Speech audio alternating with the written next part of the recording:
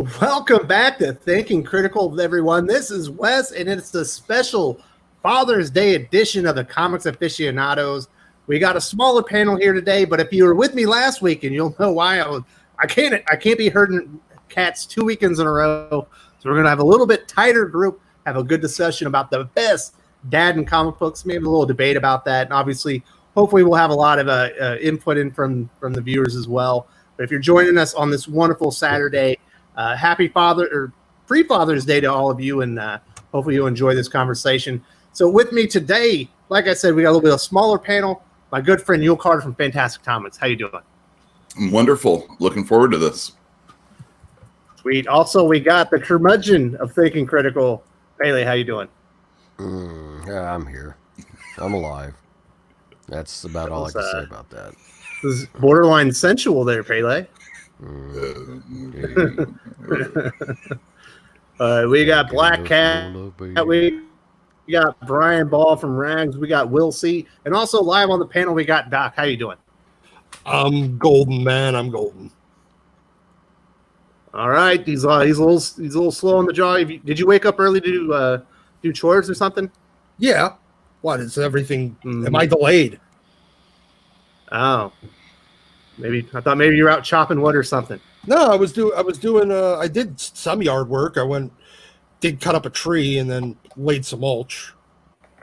But so first we're gonna kind of debate and talk about some of the best dads in comics, see if we can come up with a consensus. And then we got 4 or 5 topics that we're gonna talk about. Obviously, if you that are watching live have something you want to discuss, bring it up in the chats, and if it piques our interest, we'll throw it up on the big screen and talk about that as well. But I guess it's time to kind of get into the primary discussion. Like I said, it's a Father's Day special here. Yul Carter, I'm going to let you go first. All right. When you think about all the dads, it's kind of weird if you look at a lot of the characters. A lot of them have tragic backstories with parents or father figures being removed from their lives early. But there are a lot of great dads to choose from. But when you think of the personification of a good dad in comics, who do you think of? Man, there's a few. As far as ones that have lasting meaning in characters' lives, I would put probably 2 up there with Pa Kent and Uncle Ben. I don't want to take too many names out there, but for me, a Spider-Man fan, I know Uncle, but he kind of takes that place as being a father. He really led Peter Parker's, his philosophy. That's Spider-Man, power, responsibility, all that stuff. And with all the flashbacks and all the lessons of stories that we've seen with him and Peter Parker as a kid, I think Uncle Ben's probably my top father when it comes to comic books. Uncle Ben, even over Pa Kent, I like it. So we did have one. We did have somebody in the chats already say this one. I hadn't even thought about this one. Yul, what do you think about Splinter from the Teenage Mutant Ninja Turtles? Is he one of the best fathers? I think definitely. I didn't think about that one either, but Splinter was there when they were, when they were born. He taught them everything that he could. They became solid citizens, if you will, because of him. And yeah, I think Splinter's a pretty darn good father figure, without a doubt. Yeah, absolutely. He took them in. They were orphans. They needed a father. He took them in, raised them on his own as a single dad, taught them the martial art of ninjutsu so they could patrol the streets of New York and become superheroes. Absolutely. Yeah. All right. So he's good. All right. Brian Ball saying none from American comics come to mind. The way dads are written in comics and most used dads are kind of idiots. Current day, yes. I wouldn't say old school so much. But when I think of best fathers, I think of Piccolo from Dragon Ball. Who reads Dragon Ball? I don't. I'm so out of the loop when it comes to that stuff. Doesn't one of them have a tail? I was that never, Pokemon. No, I think there is a character from Dragon Ball that's got a tail. I think he's. Oh Lord. But I know that there's a father-son relationship. I just don't know really much about that. Unfortunately, Dragon Ball's out of my purview. Wait, is Goku the dad or the son? I can never remember. Yeah, see, there you go. There's a go I'm pan, sorry, right? Brian. I'm certain that it's probably a really good point. That is definitely not the wheelhouse of the panel today. We probably should have just had you on for it. But apparently, like when you think of great dads in comics, I know your father introduced you to comics, and it's a special relationship that you have with your dad. And I believe you also have your son is also very much into comics. He's a part of your business. So, comics is woven into the fabric of your family. Who do you think of, like, as far as comic book dads that just are aces to you? I can think of a lot of really bad ones. Yeah, same here. God, because comics are just riddled with like really bad example of the parentage. There are moments that Bruce Wayne's actually a decent enough father, but then he gets his sons killed, and then you've got Green Arrow. He was actually a pretty good father, but then his son turned out to be a junkie. Go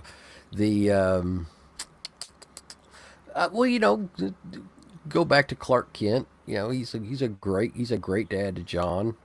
Jonathan Kent is a great dad to Clark. But I'd probably, if I had to say, as far as American comics are concerned, if I had to really focus on who I believe is probably the best dad, I would come back around to it'd have to be DC, because Marvel's dads are just trash. But probably Alfred, because Probably. he was just an amazing father. He had a situation with basically his adopted son that he just could not, he couldn't be the father that Bruce needed sometimes because of they weren't really father and son, and it was kind of like a master servant type of dynamic going on. But he was always there, and he always had advice, and he did everything to the best of his ability when Bruce would let him.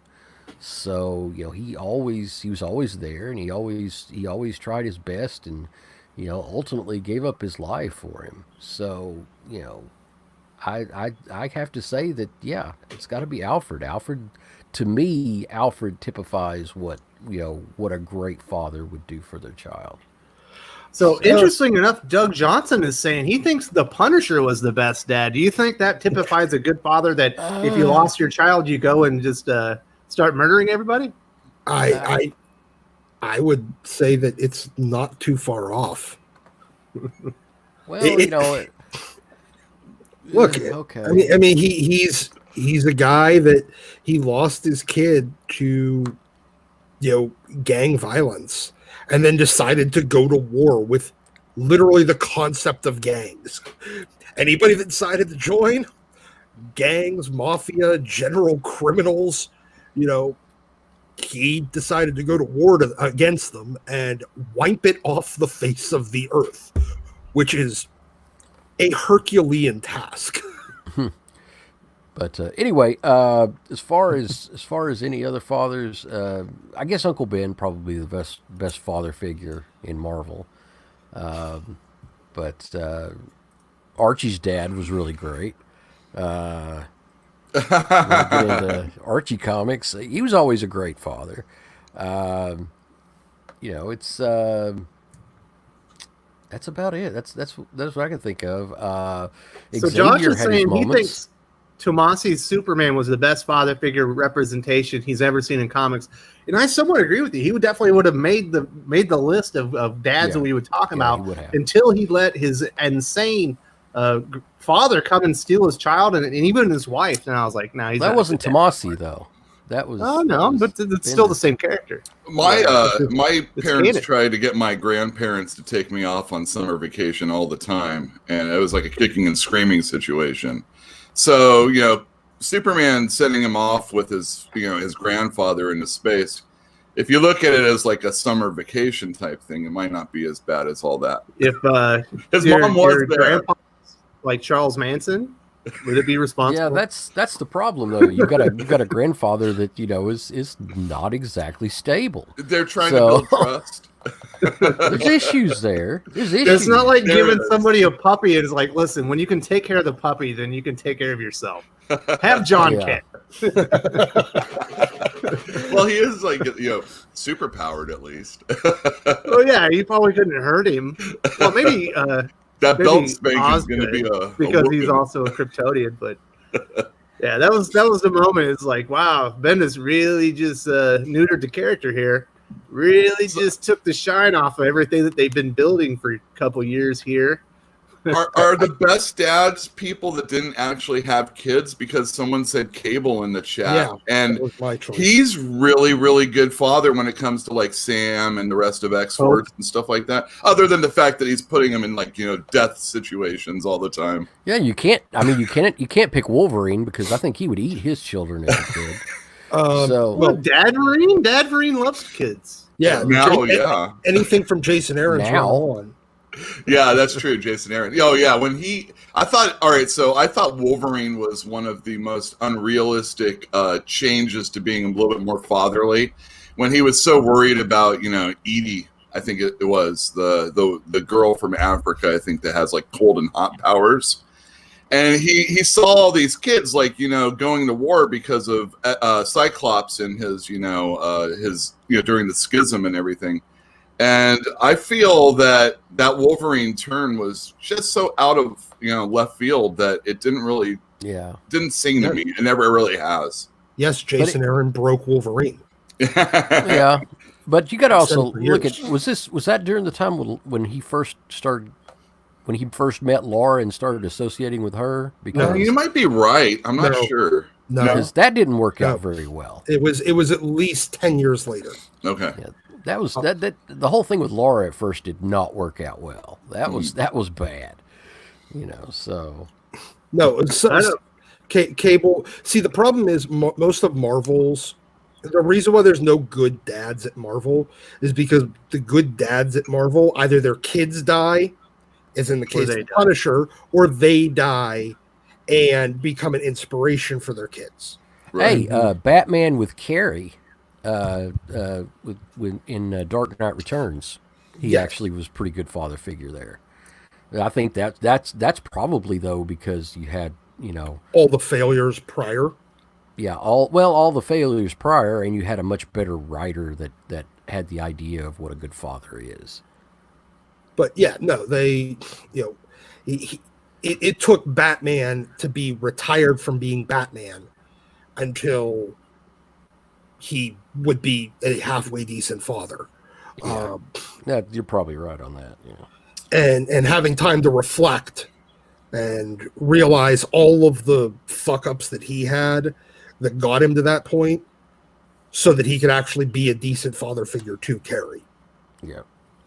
I thought DC has another father figure, or not even figure, actual father that I think is good, is Wally West.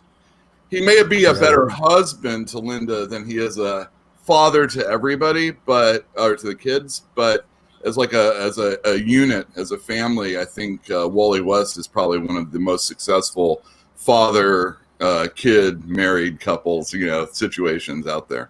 Well, you've got Max. As far as the speedsters go, he's kind of like the old man speedster of the group. He's a great father to all of them. Yeah, with the Justice Society, they've been able to have kids. It's kind of another thing about comics is if you have a kid and they age, then so does the adult characters, hopefully. Or if you're trying to have a mainstream comic book, you don't want that to happen. Yeah. Peter Parker and Franklin Richards, they weren't the same age, but you can kind of chart where they are. And Peter's gotten a lot older, and Franklin never has really. That was a great That was actually a great moment in Deceased in the one supplement issue that they had with the speedsters, where it talks about Wally West and Barry Allen, where they were with how their issues with dealing with the anti-life equation, and Max and Bart were living. Max was basically Bart's father in that, and he gave his life to save Bart ultimately at the end of the book. And yeah, that was amazing. So I'd have to put Max in there. He'd be my top 10. All right, so I do want to say thank you very much to Josh, a.k.a. SSJ Future Gohan 62093 for the $5 super chat. Just dipping in to leave something in the tip jar. Very much appreciated. Thank you for being so generous. Today's my 27th birthday. Happy birthday, Josh. Getting too close to 30. Happy Father's Day to all the dads. Well, thank you very much, and happy birthday to you, my good friend. Hopefully you have a great time. I don't know. Is 27 is not like a super a spectacular one. When you turn 25, I think you can run for Congress. Once you turn 30, you'll be able to run through the Senate. But it's still a big day. Happy birthday, my friend, and thanks for joining us and sharing a little bit with us. At 27, he can no longer be on his parents' insurance. Congratulations. Boom. You're a man now. Congratulations to your parents. Yes. Happy Father's Day to your dad. An extra $1,000 a year in their pocket. Yeah. So, no, but you know what? Actually, I mean, are we limiting this to just... Doc, I'm waiting for you to talk about Cable. You said your best dad was Cable. You haven't even talked about it. Okay, well, I was, because you'll kind of covered a lot of it. Oh, but so sorry. No, he was he took baby Hope like across the span of time. I love Hope. Yes. Protecting the baby in one hand and blowing away people in the other. Yes, I mean, he was a direct father to Hope. He was an indirect father to a lot of the New Mutants until they became X-Force. And all of that was because of his failure as a father with Tyler in the future that became Genesis, that in Age of Apocalypse, and that when they brought it back became Holocaust. That weird giant... That is a really bad name for a comic book character. Yeah. Holocaust? Well, it was the 90s. Yes. What do you expect? That was extreme. Why don't we name him Hate Crime while we're at it? But he went from Genesis to Holocaust. So, and then but he was a giant failure in that regard with his own biological son, Tyler, that and as a result, because he got taken by Strife and Apocalypse in the future and raised as essentially into a villain, and but so he spent his entire time back in the 20th century, in the 21st century, trying to do his damnedest to make up for that by being a great dad to first the New Mutants, turning them into a fighting force that, as the tagline said, whenever X-Force launched, a force to be reckoned with. And then later again with later iterations of X-Force, and finally with Hope. He is a very good dad. You know who's not a good dad, Doc? Scott. Beak. Oh, Beak's a terrible dad. I was going to say, He had a whole family Cyclops. of chicks just sitting there in the farm. He has one group from South America come up and just bullies them, and the next thing you know, they're living in the basement, and it feels like they're all going to get murdered one by one. Yeah, yeah, that's Poor Beak. Beak is a terrible father.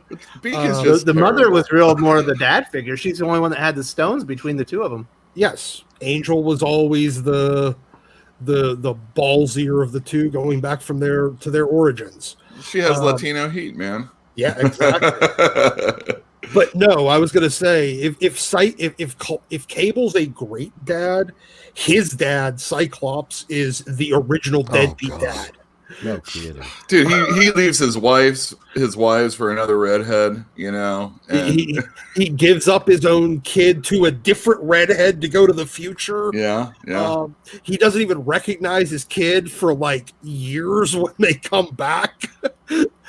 When he's an adult, then he's a terrible dad to Rachel when Rachel's back in the present. Yeah, I know. Yeah, right. Yeah, God, Scott was horrible. Scott is a terrible, terrible father. But what about Professor X? I think, like, on one hand, I go, you know what, Professor X is a great I dad. touched on he that. nurtured on all those characters. You know, they all had, they're all different outcasts. He kind of brought them together, but then eventually he just kind of ends up fucking them all over, doesn't he, Doc? Oh yeah, yeah. Xavier will bring you into his orbit and mentor you and teach you, and then, I mean, it's Mind almost fuck you. kind of then he'll does. just Hey, I'm dead, everybody. then he'll just wipe your mind and send you off to go and do something, and then whenever you get killed, he'll wipe everyone else's mind that you were ever there. I know that's harsh. No, Well, you've got What two did he do to Xaviers. Scott? Didn't he like kill one of his brothers or something? he killed the 1.5 team that had Gabriel, Scott's other brother, and Darwin, and a bunch of other characters that I don't remember. They went to Krakoa. Vulcan and Darwin are the only two that really kind of lasted out of that group. That was the initial team that they sent after the original X-Men that were in Krakoa, and they all got slaughtered. So that's why he created the international team. They retconned that one in, and yeah, he was. He got, and then he wiped Scott's mind, that because Scott escaped from the original team whenever they got it from Krakoa. He escaped twice from there. Then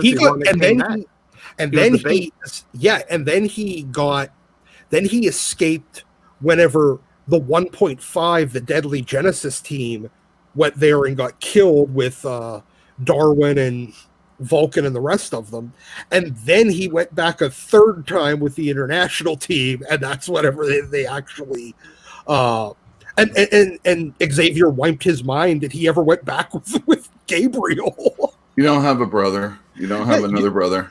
Yeah, there's no third brother. I don't know what the hell you're talking about. Are you kidding me? That guy is a pirate. Pirates cannot be good fathers. Well, hold on. He sacrificed his kid or himself and his wife for his kids. So, one of those things. But then he also was still alive and could have come to Earth and said, "Hey, Scott, how's it going?" or anything. I was just giving another out there. Yeah.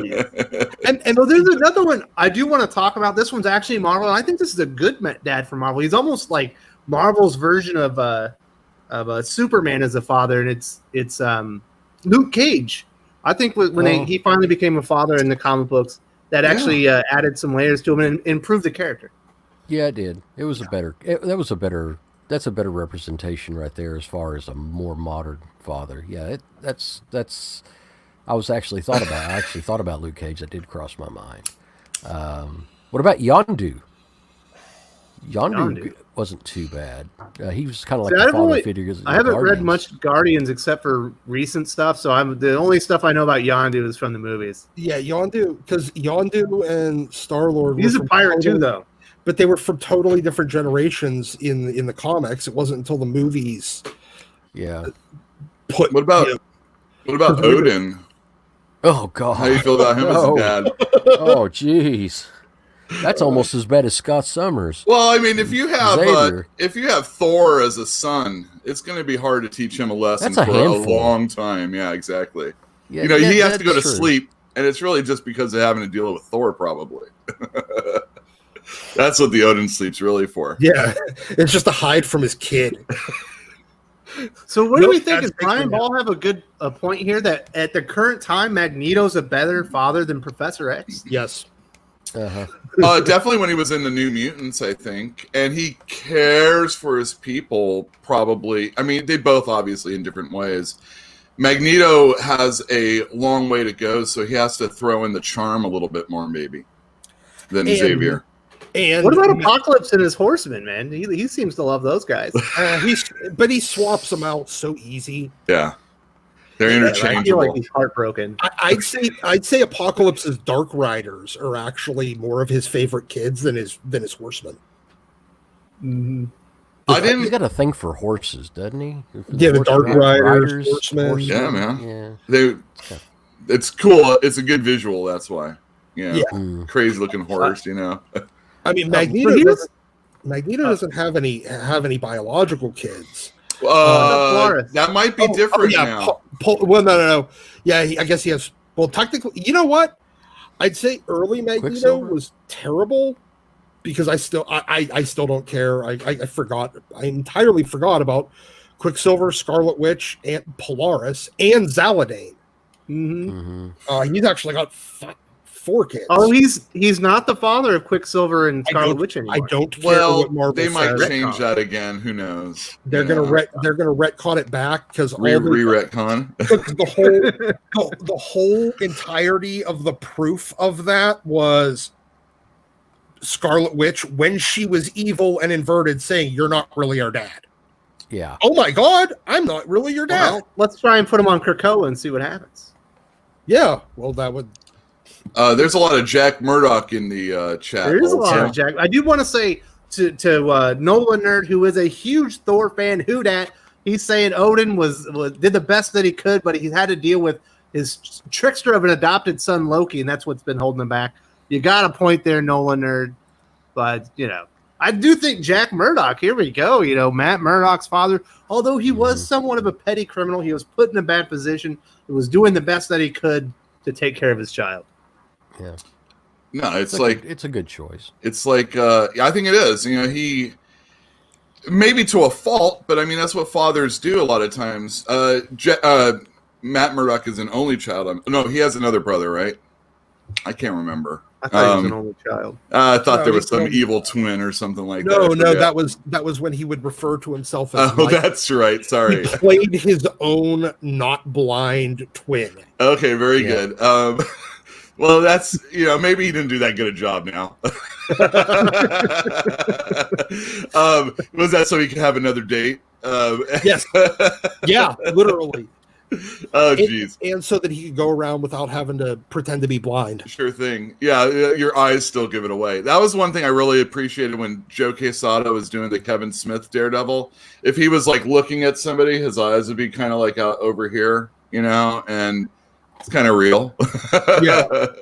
But Jack, he got his son, like I said, almost to a fault to want to be a lawyer and make something more of himself than just, the palooka that I am. You always want something better for your kids. He also instilled him the idea that he will never give up. You literally have to murder him. Otherwise, he's going to keep coming back. He has a never say die attitude because of his father. Sure thing. Yeah, I mean, anytime Daredevil's beaten down and you can do a little flashback to his father giving him a lesson or, Matt seeing him in the ring, getting knocked down. We call it testicular fortitude. That's what it is. Yeah. Well, there's also, as far as non-Marvel and DC, there's the Lone Wolf and Lone Wolf and Cub. Oh. Yeah. Of course, the kid had to see his father decapitate people.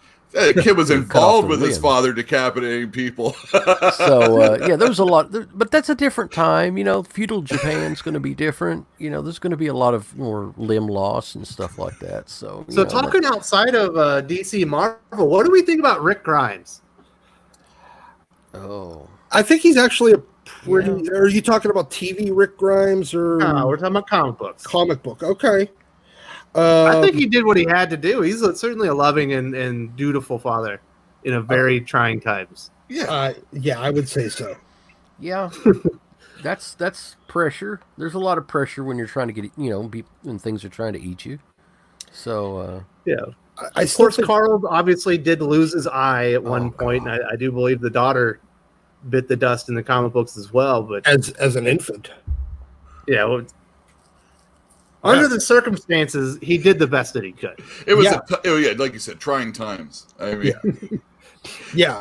but you know what? I think Kirkman's actually pretty good at writing decent fathers because he did it with Invincible as well. Yeah. With Omni-Man had early on, obviously, he goes evil and beats the holy hell out of his kid. The spoilers. It's like joking. It's like the third issue.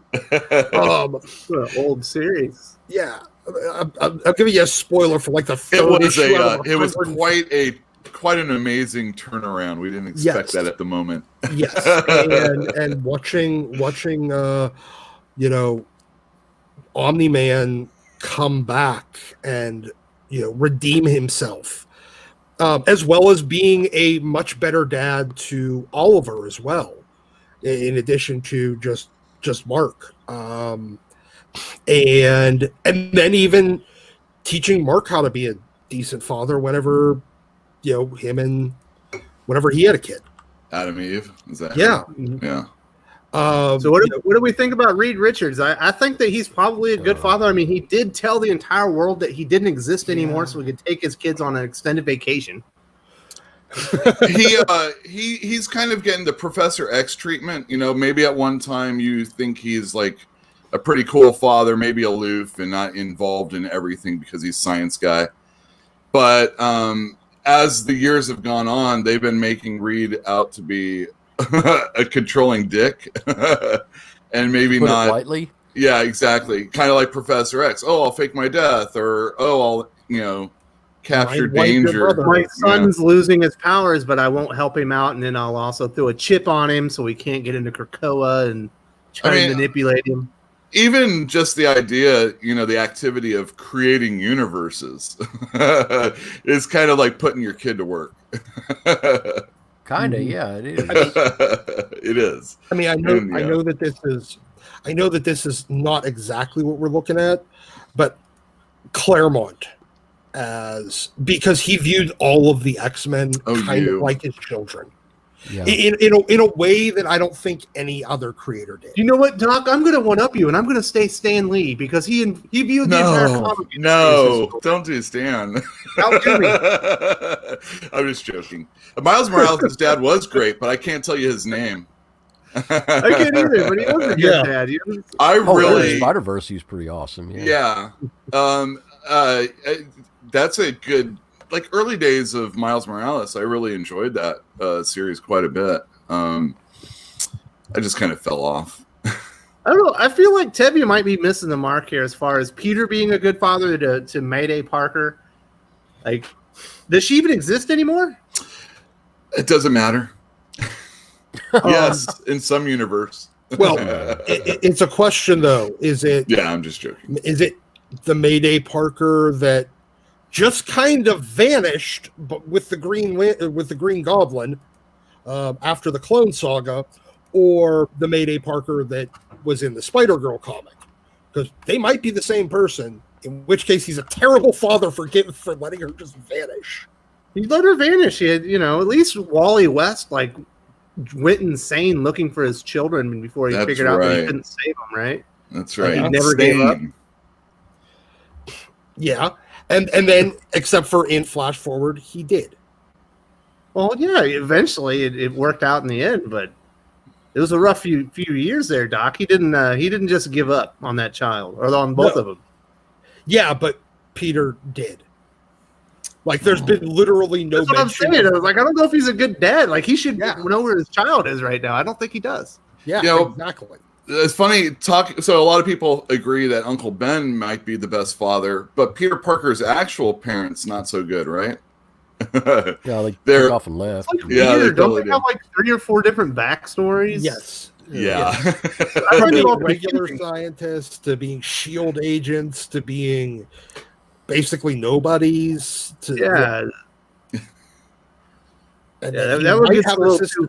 And he might have a sister, but he might not have a sister, but he might have a sister. Nobody knows. Yeah. All right. So Nicole Koch is saying Storm Shadow for Billy. What do we think about that one? I don't know. I'm assuming that's it's G.I. Joe. That's you, Doc. Yeah. I don't know. Really? I'm not a big Joe guy. I'm not sure. I'm actually on that. I'm like, that was over my head. Doc's like the G.I. Joe guy. I thought that was you, buddy. I like G.I. Joe. I'm not a huge. I love the original cartoon and the original comics from back in the 80s and 90s, but I haven't really read it in 15 years. Yeah, Storm Shadow was always a villain for me. He was close to Snake Eyes, but he's the bad guy. and or misunderstood bad guy, whatever. So I never saw a character progression into like fatherhood. So I've not been there for that. Oh, you know what? Nolander makes a really good point. What about Eddie Brock as Dylan Brock's father? I don't know. He gave the Venom codexes to his son. That seems like it's a bad dad thing to do. But he's a demigod now. That's a lot of power. But did he do that intentionally? I don't think he really did it intentionally. Well, if he didn't mean to turn him into a demigod that could destroy the world. Yeah, I think he did it. He did that so he could try to protect him and to make him more powerful, where he wouldn't be. But he also forgot that it was his son for a long time. He didn't even know he had a son until 8 months ago. Yeah, that's a good point. Is that his fault or is that the symbiote's fault? Because the symbiote made him forget about it and think it was his brother. Yeah, made him think that it was his little brother. But I'm a little torn on that. I think now that didn't he leave the kid with the evil version of Reed Richards? No, yes, he did. He left Dylan and Normie Osborn with the dude with the helmet, with the Maker. The Maker, who was the worst evil. Yeah, who was like the worst character in Marvel, just about. Well, he didn't really have any other options at the time, and he didn't have any options. You just leave him with the sociopath. And then he went and recruited a bunch of other people, and then replaced the Maker with like Wolverine and the Thing and Captain America and I think Daredevil. Yes, he did bring most of the Avengers in there, and I think Hulk got taken by the Venom suit. Right? Wasn't that pretty cool? Yeah. All right, so this Larry's got an interesting one here because we did discuss Bruce, but here what he's saying is his favorite Father's Day story is Bruce going to hell for Damian's soul in Hellbat armor. The last scene when Damian finally lovingly calls him father made him cry when it happened. Or do we have a Bruce's father redeeming moment there? I liked it. I think it was good. Unfortunately, he had to go and like bring his kid back to life. That was kind of like a hokey story, but it can play off if there's a good ending. There was obviously really good art at the time. I like Damian's death when it happened because it was so powerful, but we all knew he was going to have to come back eventually. So I think it was a pretty good story, and that ending is really good. Worst father, Norman Osborn? I'm just saying that. That's probably. And not only that, he's such an ass to his kid that he is so nice to his grandchild. I mean, so nice that he made it like a Green Goblin thing, a Red Goblin. Yeah, and he also kind of did Peter dirty by. Oh yeah, his girlfriend, right? Oh yeah, all that. Those aren't even his kids. I mean, in some ways, Norman's even a surrogate to Peter Parker. He's so close to Harry. I can't remember his name. But yeah, Harry's kid. And I mean, he's been so messed up mentally by his father. It has been torture for a very, very long time. Probably for he never can do in any iteration too. Like, in the Ultimate Universe, in the movies, he's always a dick to his kid, and no wonder he goes all nutty so many times. All right, Doc, this one's for you. Anthony Pacino says, "Hi, Father," to Orion and Mr. Miracle. That's kind of like Odin to Thor and Loki. Isn't Mr. Miracle being tortured like his whole life? He's always trying to escape. Like hell? Yes, because he's not really. Yeah, I think that that's he got handed over to Dark Side. to the dark side as an infant. Yeah, it's like a Game of Thrones Scot-free. Yeah. This is for we're gonna give our firstborn so we can have peace within apocalypse and wherever they are. Yeah, and just think about that. I mean, who got the shitty end of the stick on that one? I mean, Darkseid's kid's like, oh my god, I got out of that. Holy hell, you have no idea how bad that would have been. Yeah. Scott Free's like, oh shit. He's like, No wonder he had to learn how to pick locks. Darkseid kept locking him literally kept locking him inside of different boxes, so he could so he could keep him from getting into stuff. Literally for years on end, and then that's the way that Scott Free learned how to pick locks and become an escape artist, because Darkseid kept putting him in small boxes and keeping him there for years. You know how they have Orion certainly had the better draw out of that one. No doubt. Well, No doubt. Orion is a tortured soul still. He wants to be his father's kid sometimes, or fears that he's going to. And I when you guys were talking about Mr. Miracle going and escaping boxes, I was thinking, those Scholastic books, like with the young Skywalker books, or Jedi Academy and things like that. Mm-hmm. Yeah. Or Vader and Son. I could see a Darkseid and Son, and he could have like Mr. Miracle, and Mr. Miracle is just like this precocious kid that's going and getting into stuff, and at the end, Darkseid has to lock him in a box. Yep. That'd be a cute kid's book. Except for the last page. All right. Club Cosplay, the Nerds Nightclub, is saying Thanos. What's he saying? Thanos. He's got right? Gamora and Nebula And Thane. Yeah, well, he tries to murder Thane before he ever meets him, so I'm going to say that's a no-go.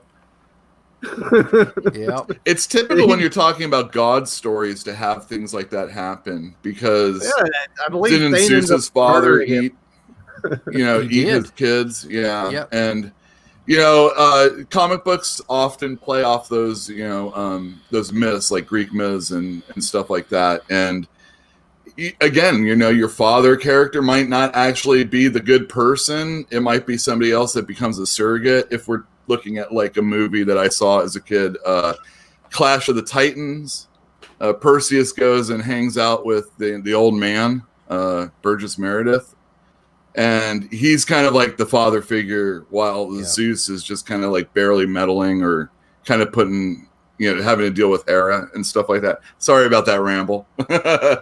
Well, if you got to look at gods who are fathers, like say Odin's pretty high on that list then. Because although he did a lot of shit, he's not nearly as bad as Zeus was, or any of the other All-Fathers, or Sky Fathers. So. Right. Here's one that I have no idea whether it's best or worst or what. Nathaniel Richards. Kind of one of those other... That's Reed's father? Reed's father and grandson and Kang and Immortus and... Iron Lad and everyone else that were all the different iterations. Yeah, I'd say bad. So, I'd say Yodius Lee is saying that worst father is Darth Vader, and I have to take I take issue with this. Okay, Darth Vader did not know he had children. He thought his wife was dead when he became Vader. He thought his wife was dead. He didn't think the children were there. As soon as he knew Luke was alive, he tried to bond with him and have a relationship with him, and Luke was being distant. I don't think that was Darth Vader's fault. In a sense, yeah, he did try to bond with him. He wanted, He wanted him to be the bad guy with him. But... Well, at least he didn't want to kill galaxy him. together. Yeah, from Darth Vader's point of view, he was the good guy, and they were going to rid the universe of the Emperor together, like a little father-son thing. So I don't think he's a bad dad. I think he's just misunderstood. Well, he's in a no-win situation, and at the end, he saves his kid's life. So really, is there anything better? There are worse, yeah. Yeah, he did cut his hand off. He did, but That's tough love. if he wouldn't have put his hand in the way, it wouldn't have happened. Keep your hands out of the cookie jar. Yeah, or don't. Well, when you're lightsaber getting spanked, don't put your hand in the way. But does anyone read Saga? What do we think about Marco from Saga? I know that one's a good one. He's good. I mean, he's a great father. They have a really cool relationship with the family. There's a couple things that happen in the middle where I was like, what? He threw groceries at his wife because she was a junkie at the time, and then it was a whole, you threw groceries at me situation. So that kind of threw me off. But as far as he's a good father all the way. I don't know. If your wife's a junkie and all you did was throw like some produce. Well, whatever.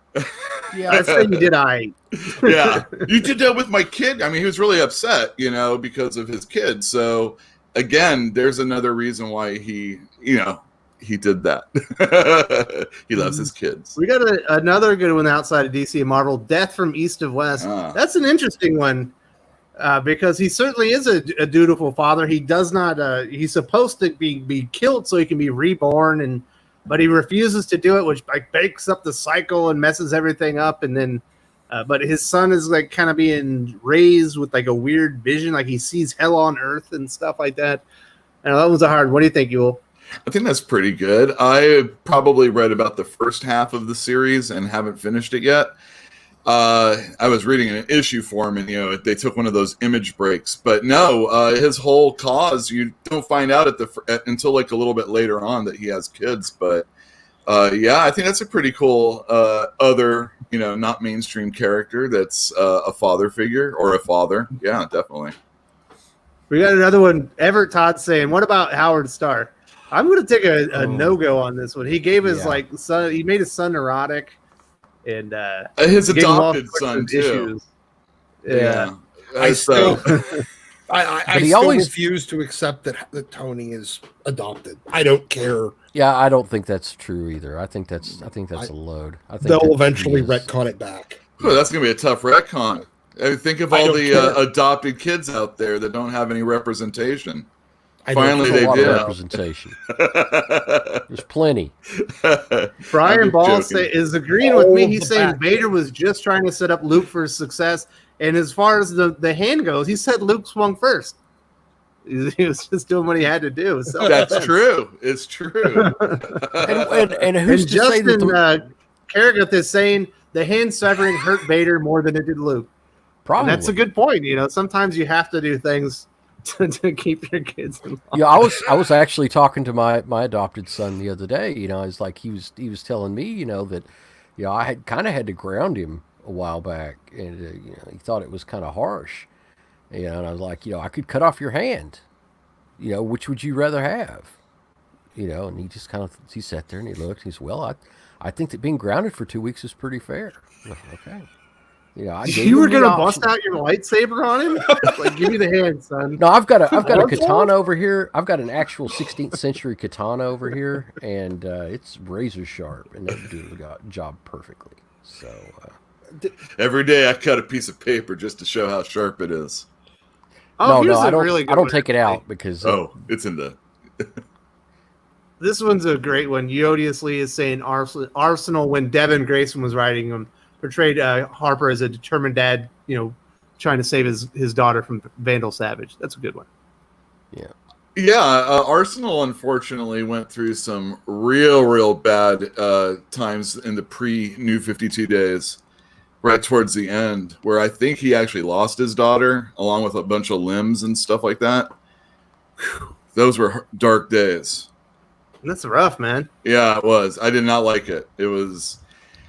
I think it was like Justice League Cry for Dawn or something like that. I can't remember what it was. And let's look at this. We're not really looking at this from the right direction. Look at how shitty some of these kids are, even if their parents are great, and what they put their parents through. Well, so Arcade was bad. Sometimes you got to cut off their hands. Sometimes you gotta sit them to earth and wipe their memory and make them redeem themselves. Because these are some really shitty kids. Maybe that's what it should be. Instead of celebrating the father, celebrate, the shitty kids instead, so that the fathers can feel better. Or maybe it just sins of the father. Yeah, he's a terrible dad. Yeah. Sebastian. What do we think about Clinton Barton? Oh my gosh, Sebastian Shaw. He's got to be one of the 5 worst in Marvel. It's just a bad person. He's a scumbag. I don't think about Hawkeye. Garbage human being. Movie Clint. I don't think of Hawkeye. Yeah. Oh, movie Hawkeye. Because comic Hawkeye doesn't have kids, and Ultimate Hawkeye, his kids are dead, and he basically becomes the Punisher. Yeah. Right. Yeah. And Kate's too old to really consider her anything more than a colleague, I think. Yeah, she was already in her basically 20s. Yeah. Whoa. When she became, she was like 20 when she became like the other Hawkeye. Yeah. Mike They Rogers didn't says take the his kids grounding. don't have any hands. Well, there you go. Took care of the problem. Oh man, after the All first right, hand, you well- might have gone digits instead. Well, yeah, because then you Brian got to wipe Ball their might have ass. just Mike dropped us here. Best father of all time, Al Bundy. But he's not a comic book. He was. He They says had he's a not now comic There book. was a I Married think with that- Children comic. Shit, I forgot. Yeah, there was an Al Bundy comic. Yeah, Yes, I there saw it. was. It was pretty bad. Lots of TNA in it though. Yeah. Yeah. Yeah, you could see But a lot Al of Bundy, Peggy. just putting up with Peggy and his idiot children. That's like good father material right there. Well, it's, don't understand it's why he strong was- father. Maybe I don't understand why he was so unhappy all the time with a wife that looked like Peggy. I mean, come on. Okay, she's weird, but come on. Well, she spent all the money and didn't cook or even buy groceries. Who cares? When she with did boobs cook, like she that? was smoking He's- over the spaghetti. Like no He's one only wants that. making Like, shoe passion? store money. He's not making commission on those. But look at her. I mean, come on, it's okay. You can forgive a lot of stuff. I you like know. Katie Seagal. She's great. I just want to know how much cocaine he was selling out of that store in order to own a house in Chicago on a shoe man salary. Yeah, that's true. That's a good point. Well, He was selling some Buck smack became or something. a rapper, right? What Oh, was his yes. rap moniker? Bud. Matt- Yeah, Bud became Matt- Grandmaster Buck, something. Grandmaster something. Yeah, Buck was the dog, Bud was the kid. yeah. Buck was the dog. Man, that was such a good issue when they want to neuter the dog. So Al keeps having to sleep with his wife, so she'll forget about it. Oh, gosh. Did he ever? He looks like I'm taking another one for the dog. I'm taking one for the team. I mean, yeah, he managed to somehow have them in a house in Chicago on a shoe man salary and raise, take care of a wife, 2 kids, and a dog. With him constantly taking money out of Yeah. his wallet. Yes. Constantly. And they're all doofuses. George Jetson then. Great dad. And he was a community leader. He had his own men's club. Yes, he did. Fred Flintstone. No man. Great dad. Part of the Water Buffaloes. Yep. Mm-hmm. So Tevye is saying Scott Lang is a great dad to Cassie Lang's stature. Not really. I mean, nobody even really realized she existed until Young Avengers. Yeah. Well, that's a good thing, though, because he kept her out of the spotlight and kept her from being, taken advantage of by others. But, kind of kept her out of the limelight. And Chris Barchuk is saying, what about Jim Powers, the dad of the Power Pack Kids? I don't know. They got a lot of problems with somebody just letting their kids run wild like that with that Franklin Richards. I'd have issues. You know about with those that. Richards kids. Yeah, you got to watch out for that kid. He can make things disappear. It's not, So I don't know, guys. Did we hit all the dads in comics? I feel like No, we hit most of actually, them. I think there's Oh. still like a ton, but don't worry about it. I mean, all right, I'll tell you my last one right now. Sandman for the Spider-Man's Which Sandman? villain. oh, okay. Spider-Man's villain. I think he's obviously a criminal. He became a And- villain to save his daughter because she was. I know. Yeah, exactly. And I mean, And he did save her. And he did save her. And she went on to become a criminal, too. what are you gonna do? Yeah. Kind of a bad dad, didn't he? I Kinda guess like- so, but his I mean they do these emotional stories about him, trying to like help his kid out and everything. And I like those are good, so sometimes villains, when they have like those emotional stories told about them. Oh, I was reminded pretty that well. she did end up redeeming herself, and now she works for a community outreach group. Well, there you go. Okay, fine, yeah. So my favorite comic book father is Pa Kent. I think he is the most wholesome father. He's the most successful father. He has raised the most morally responsible superhero in the history of the comics. So I'm going with Pa Kent is the greatest father in the history of comics. Yul Carter, you got to make a decision. Who's the best father? Oh man, I waffle. I'm gonna go with Uncle Ben, like I said in the beginning. That's the guy. Man, it just makes Peter look so much worse since he's the reason he died. Mm-hmm. It's tough, man. But, I mean, it's funny because, like, Superman and Spider-Man are my main guys in the two companies. And there have been times in the 90s, I think, when Pa Kent, the stories with them is just so really good. So good. I like the fact that they were actually able to stay alive for a while, the Kents, as opposed to the original story. It really, it gave them a real character and not just those silly Superman stories from the past. But again, I'm going Uncle Ben all the way. Boom. Pele, what does your salty ass think is the greatest dad in comic book history? I think Alfred was my choice, but I'm going to say Odin. I'm going to say Odin because of what he had to deal with as far as, having gods as children. I think he did well. I think he did the best he could with what he had. He was a god All right, himself. Yeah, but, you had you had a frost giant for a son, and you had another son who was always getting into shit, and I think he did the best with what he had. Hard-headed. Yep. Yep. He had to do what he had to do what he did, and his kids turned out, well, one of them turned out really great. So, all right, Doc, are you going to break the tie, or are you going to make it a 4-way tie for us to move on? I'm going to go with Jack Murdoch. Boom. Okay. Yeah, There is good no one. decision, but Jack Murdoch obviously is another great choice. mhm. Obviously, the wonderful father to Matt Murdock, one of the truly great street-level heroes in comic history. So I think we've talked about the best dads in comics. Obviously, that was a Father's Day themed segment. I'm surprised we went an hour, but that was a fun one. I think we had a lot of fun doing that one. But we do have some comic book news that we're going to cover here real quick. I think, we got 4 subjects. The first one we're going to talk about is Ten of Swords is expanding. I believe it was originally going to be 15 issues. Now it's moving to 24 issues in a 3-month period. I don't think we've talked to you as much about X-Men, Dawn of X here on the channel as obviously as Doc and Pele. What are your thoughts about them expanding out Ten of Swords? I do not read every single Dawn of X title, but there's about 3 or 4 that I do. And it's probably the best-selling Marvel thing that I have in the store under, the previous days. Even Thor? Thor was doing well, but I'm not the biggest superhero store anyway. And Hickman kind of crosses over Got an into audience, that. Yeah, exactly.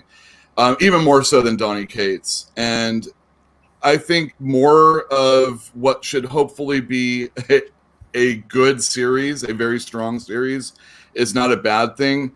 But how it's kind of like those crowdfunding products when they say, hey, this is going to be a 100-page book, but if we make this much money, it's going to be a 130-page book. And what kind of story am I getting with all these extra issues or these extra pages in that case? And, are they even going to be that good? I don't know. What do you guys think about it? Well, the difference between a crowdfunded book that adds pages onto it and this is my price stays the same on the crowdfunded book, whatever they add pages. This is them telling me you got to buy 7 or 9 more issues. And to that, I say, here's my middle finger. Go F yourselves. Especially, I mean, look, this was already it was a slightly interesting, but not really. Like it was a very divisive event to begin with. First of all, why in the hell they needed all these stupid swords, especially Wolverine. He has literally swords in his hands. Why they all needed swords. There's still no clear idea of what the problem is that they need these swords for. Right. And it's just, it's a bunch of people with swords. You've added, it went from 15 parts to 17 parts to 24 parts.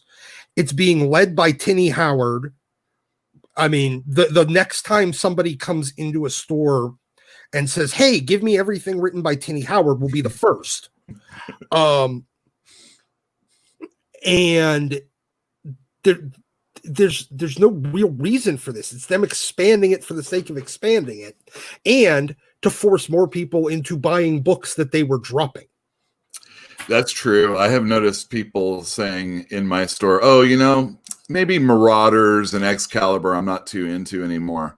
They don't realize that in just a couple months, They're gonna have to buy all of them. yeah, they're gonna have to get every single one. Oh well, I mean,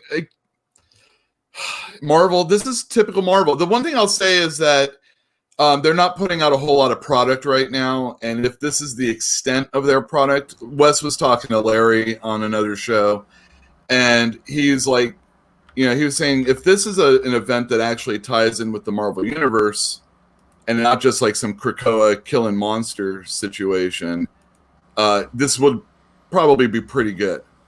But if it's the other thing, it's just going to be a big old mess. And I kind of agree with that. We don't really know a whole lot of everything about what's going on. And to just expand issues like this, I mean, what are these? Are these just going to be like X of Swords or 10 of Swords, the Daily Bugle or something like that? Yeah, I'm sure.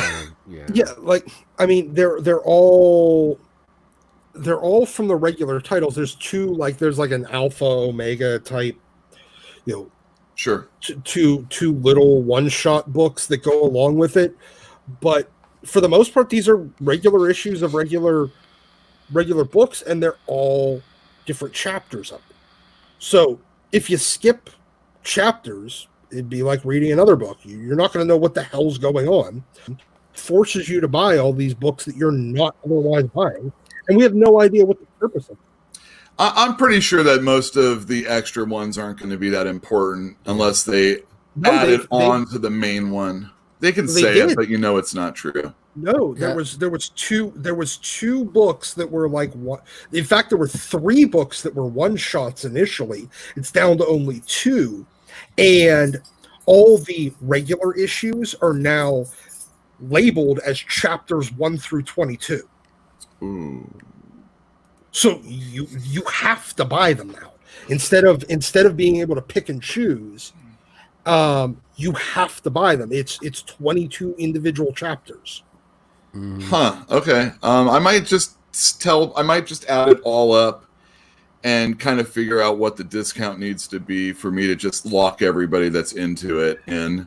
You're looking at about $100 for the 24 issues, because I think the 2 one shots are. The regular issues are still $4, I think, and the one shots are $5 or $6. $5.99. Yes. Okay, so there's 6. So you got 12 plus 88. It's $100. Yep. But you're still asking people to dump $100, and probably only 50 of which are titles that they actually read.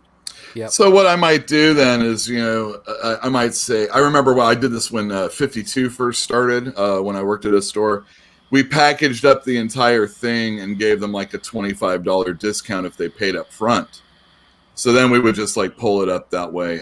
Maybe I might do that with this, because right now people have money up front, whereas they might not later on. Yeah. And as long as it's a lot of books, though. They've still got some of the Trump books, so they might actually, Yeah, I mean, like, if my LCS wanted to give me like, hey, for 75, we'll give you the whole thing. I'll be like, here's $75, but I'm not buying these individually, because I'll sit there and I'll go, I don't want any of them. Yeah.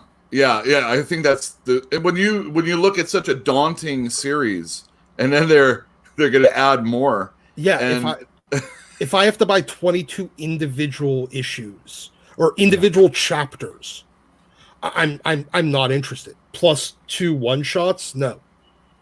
What's the What do you? I mean, the omnibus. I think the omnibus probably cost about $80 anyway. I think the omnibus, no, because the House of 10, Powers of 10 omnibus, which was only 12 issues, cost $60 cover price. Okay, yeah, it might be $100. It might be $100 trade. Yeah, it's going to be $100 omnibus easily, because this is basically double it. 100, or they might even push it to 125. And it's not uncommon. Yeah, it's going to be a hardcover. Yeah, with the hardcover in a trade, it'll be too big. There's no longer any discounts for trade waiting. You don't save any money, because Not with Marvel at all. No, it's like no, $2 less. No, in some cases, it's actually more to buy the trades than it is to buy the individual issues. Yeah, the Marvel always is the most expensive. they always push that extra $5 or $10 more than any other company. Yeah, it's crazy. So I mean, you're if I walk into my LCS and they said, because if I have to actually go in, I will never add those books to my pull list. Not a chance. I'm getting that ready. and I won't buy. I just dropped Marauders, and there is zero chance I will ever actually personally, intentionally pick up a Tinny Howard book off of a shelf. Yeah. I just won't do it. We do have a super chat from Atomic Hound 499. Thank you so much for supporting the channel. Very generous. Marvel had a chance to be a windshield in an industry of bugs with Dawn of X. They've blown it, and that genie is not going back in the bottle. I do think they went a little too big too soon and watered it down with far too many incompetent C and D list writers. Yeah. Well, plus a lot of books that nobody had any desire for. Yeah, they had this incredible opportunity and just pissed it away by just with the usual, nonsense. I guess you could, well, it's even worse than that. It gets down to the whole. There's a term for it where you give your buddies jobs just because you're buddies. They're your buddies. Cronyism, or there's another term for it. But anyway, yeah, I mean, it's so rampant at Marvel, and I'm hoping that Pencils Down fixes that, because if it doesn't, then Marvel's done. It's just by them expanding this X of Swords, isn't that showing you that Marvel is just going to continue? I mean, they might not have 80 titles a week now or a month now or whatever it is, but this shows me that their willingness to be that way again is still there. It's not going away anytime soon. And now that they have even more competition with DC, if they're really behind Diamond, like they seem to be at least right now, they're going to go all in and try and kill DC, right? Mm-hmm. So I do want to say thank you very much to Atomic Hound for the super chat. Very generous. We do have another super chat from Club Cosplay. He has a little bit different perspective. The Nerds Nightclub, $5. Thank you very much for supporting the channel. I'm all in on Dawn of X. Hickman has a much bigger play in his hand. I agree with you there. There were so many cool plot lines and threads that were started in House of X Powers of 10 that are just waiting to be explored. He's gone into them just a little bit, in his X-Men series here and there. But he's far too many. It's too all over the place. The only series that's really was on point was really X-Force, and even that one's veered off in this stupid plant creatures thing. Yeah. It's Dawn of X, had it been well planned, could have been very, very good. Instead, it became meandering nonsense. Mm-hmm. And there's so many. There are so many issues and plots and stuff like that are nothing but filler. If there's some grand plan, then give me the friggin' plan, and don't just meander over a bunch of useless crap. 24 issue checklist, Doc. That's a grand plan. Yeah, well, it's a 24 issue checklist that doesn't have any clear what does this fill in the entirety? It's certainly going to fill the 4 Horsemen of Apocalypse, the original 4 Horsemen. You see the creation comic book; they're up there above him. It actually looks pretty cool. How big of a part are they going to play? All right, so let's take. There is going to be a video where I talked to Larry's Comics, and he made a very good point. And I think Pele is definitely going to be on with this. I imagine you will be as well. What if this ends up tying that we find out when they go in, they unseal a Rocco or whatever, and under there all of a sudden is a gateway to Null. Now that would be cool. Yeah, I think that's actually where they're leading to, because there's too many clues in Cates's books that Rocco is connected with Null. So That'd be fine. My point is, if there's some grand plan to where X of Swords fits in, they've done a piss poor job of letting customers know, hey, this is actually important. Here's why it's going to be important. We're not going to spoil you on anything, but this is going to be a connective thing, and here is where we're going to go in the future. Some way to inform, because literally all we've got is pictures of characters with swords. That's it. We've got one promo piece. Got covers now.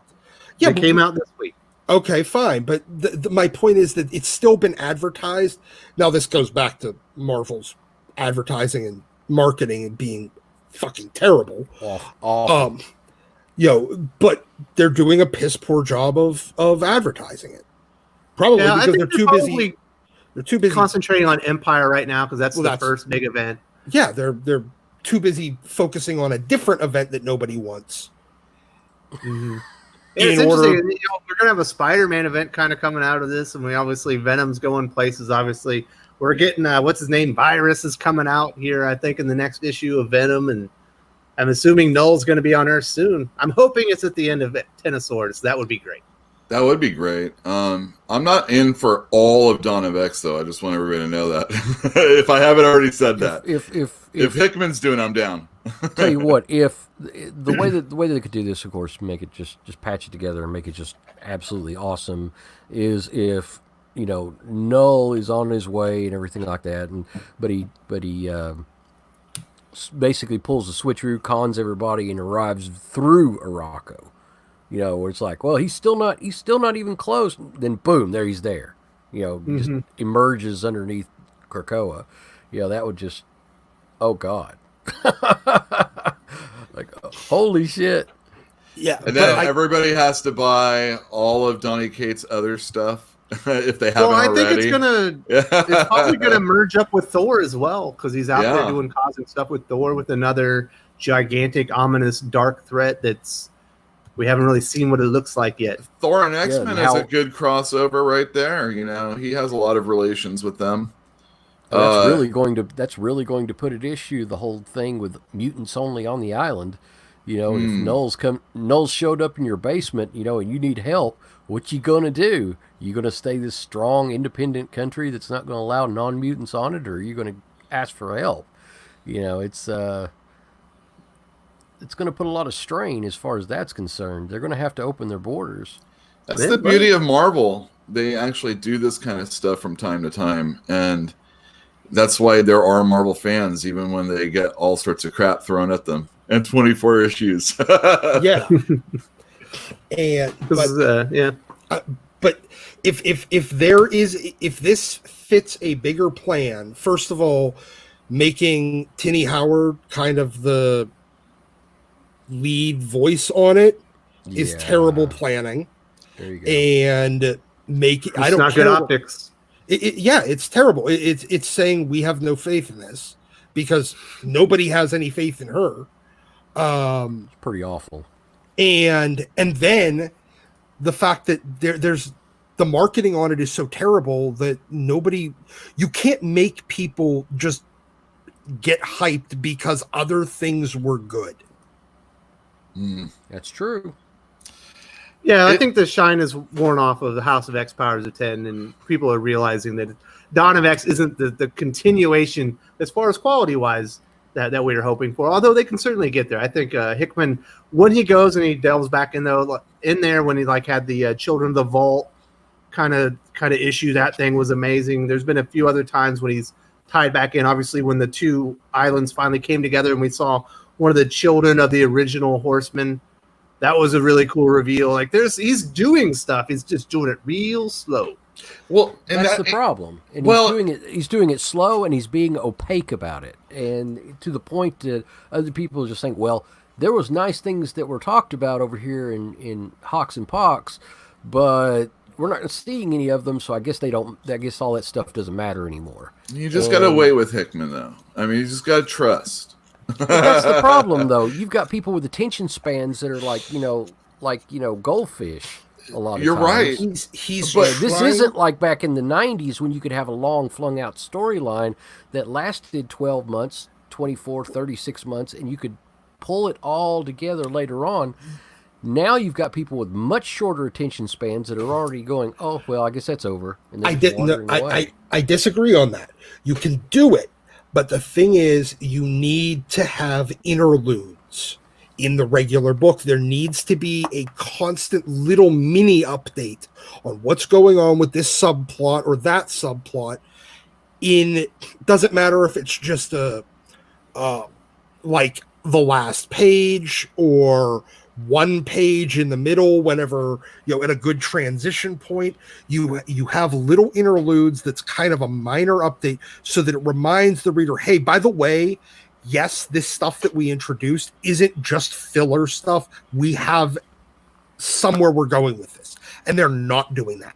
Claremont was the master of doing that. He would put little mini one-page, half-page interludes of just a little quick cut over to other people doing other things elsewhere that connected to this subplot that's still going on, so that it reminds readers, yes, it's important it should be important to you because it is important to us.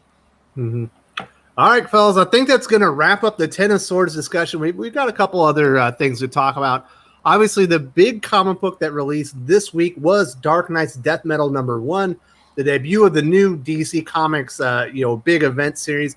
Obviously, Scott Snyder's been building up to this for years in DC Comics. He's been messing with the source wall. Obviously, he broke it in Dark Knight's Metal.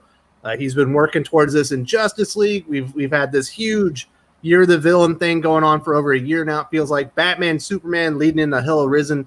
And it feels like Flash Forward's also kind of mixing in with this as well. So it's been a long time coming.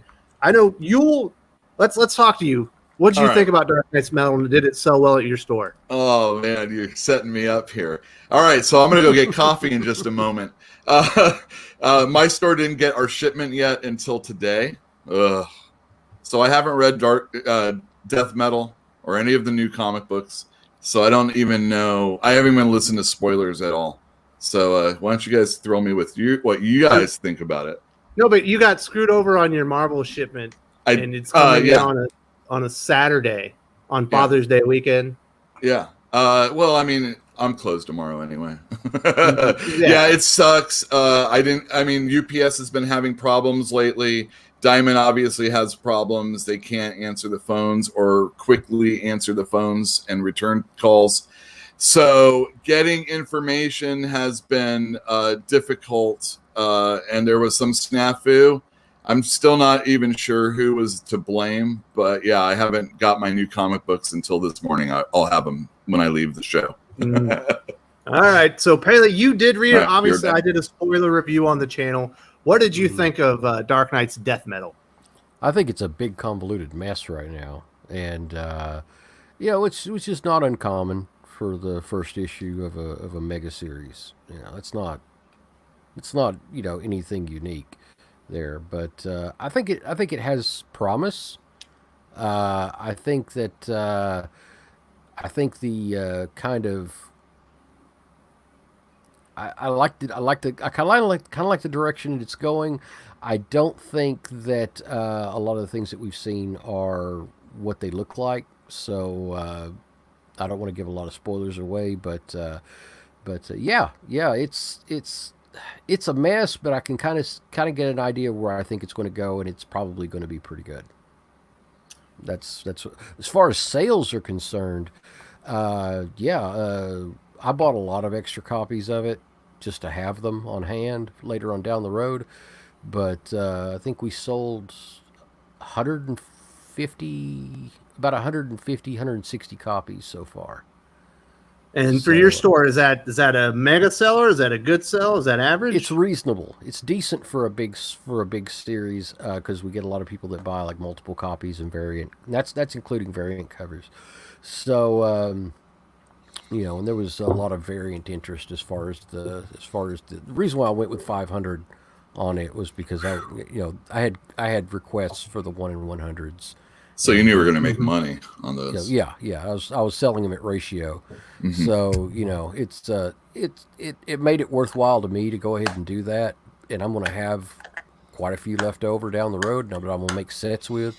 So it's done well. It's done well, and I've been pleased with it so far, and hopefully they don't shoot themselves in the foot. So the art in it is great, but my one complaint is there's so much stuff into the comic book that Greg Capullo doesn't like get like a amazing splash page. There's a couple of cool like images in there, but like he's doing so much, he doesn't get like that like one or two opportunities to just do something fucking metal for the comic book, which is what I was really hoping for with a Greg Capullo illustrated Scott Snyder book. You know what I mean?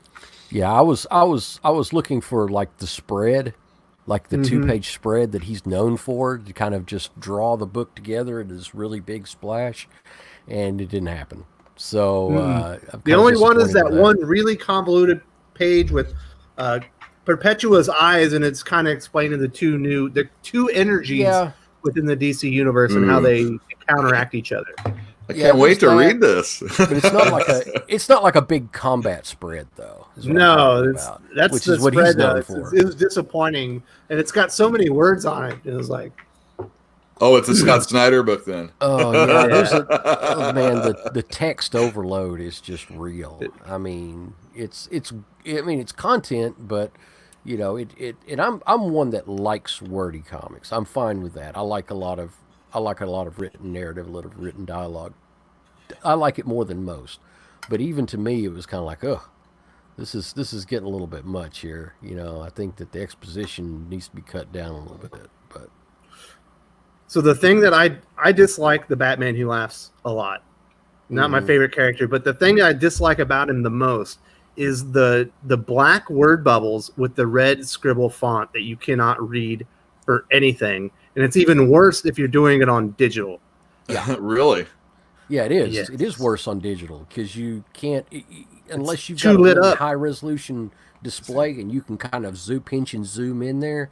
It's hard to read. It's hard to make out what he's saying at all. You're like, I'm sitting there with my tablet, like squinting with the tablet 2 inches in front of my face. I hate that. Yeah, even with I read on a 13-inch iPad Pro, so I'm sitting there going like pinch and zoom and look in. And I think that's a F.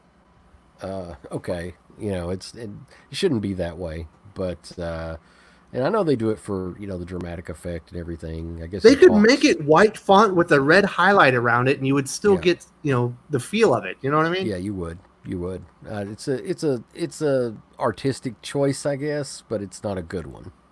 Not a good choice. Those are word bubbles. I can't imagine why anyone thinks black background with red, especially dark red font, ever works. But so what's on the mug here? What's Nicole like on your mug? It's my giant size X-Men coffee mug. Oh wow. Yeah, that's nice. I take advantage of that. Oh, can we see it? Come on, make it big. There you go. Boom. Dang, Doc's not even here to appreciate that. No, I'm here. I see it. Oh, isn't that nice? I dig it. I love my comic book T-shirts and mugs and stuff. Yeah, I've got one that's like that. That's Journey into Mystery 83, but I can't drink out of it because it's signed by Stan Lee and Kirby. So I'm like, I'd love to be able to drink out of this, but it's got signatures on it. And no, you should put that under glass if you don't. So Doug Johnson has it's got change in it. And I bring this up in the spoiler review. He says, I'm approaching death metal the same I would an action movie from the 80s, and it's awesome. I'm not expecting any sort of cosmic enlightenment or reveal from it. I think when you open the comic book, you leave your brain at the door, and you just enjoy the chewing up of the scenery and the really cool art and the fucking Dino Batman, and you got like a reverse version of Batman Beyond called the Beyonder. There's Batmage. There's so many weird versions of Batman. There's Castle Bat, which we haven't seen, which I believe is a sentient version of Batman that's a city. So there's a lot of like gnarly stuff to just look at. There's some pretty cool action scenes in there, although I don't think they really went anywhere. But like I said, leave your brain at the door. If you just like cool visuals and fun storytelling, it is a fun book, even though it is wordy. It's certainly wordy. I think if you approach it like that, you will enjoy the book. Yeah, it is definitely metal. I mean, it is a metal book. I mean, it's metal in the sense that it's out there and it's kind of, gnarly.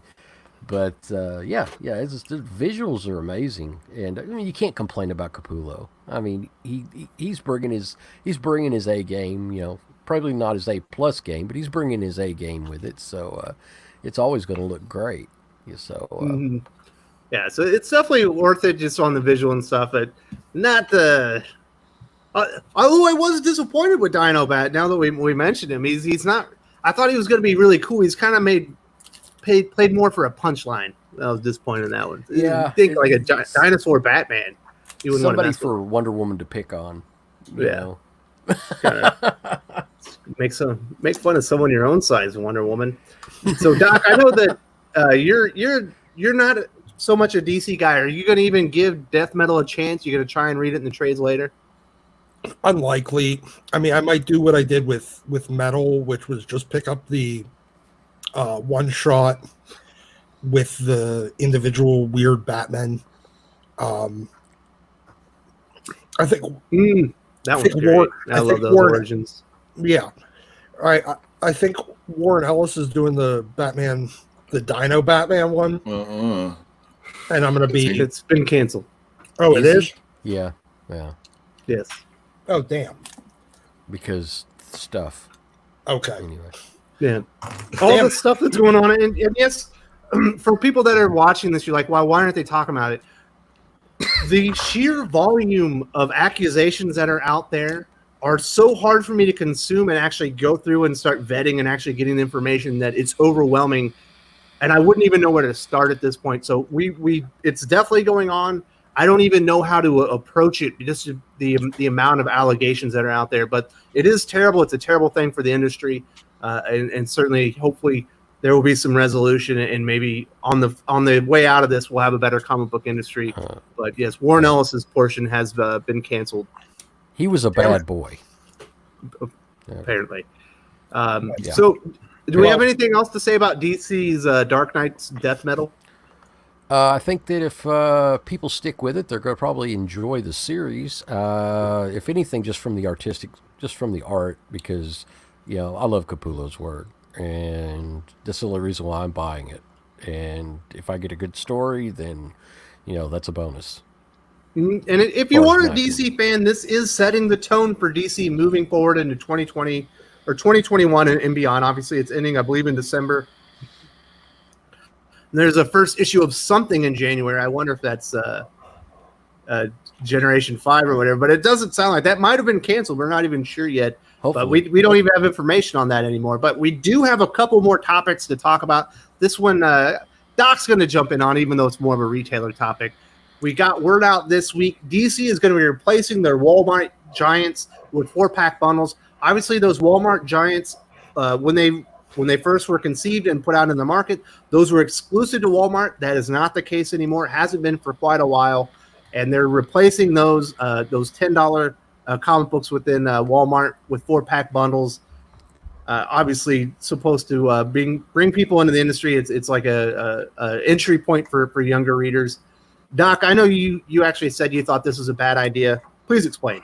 I do. 4-pack bundles are fine from a sales standpoint, but you can't flip through them. You can't have anybody, like the giant books, they're on a shelf. You can go and pick one up, flip through it, see if it interests you.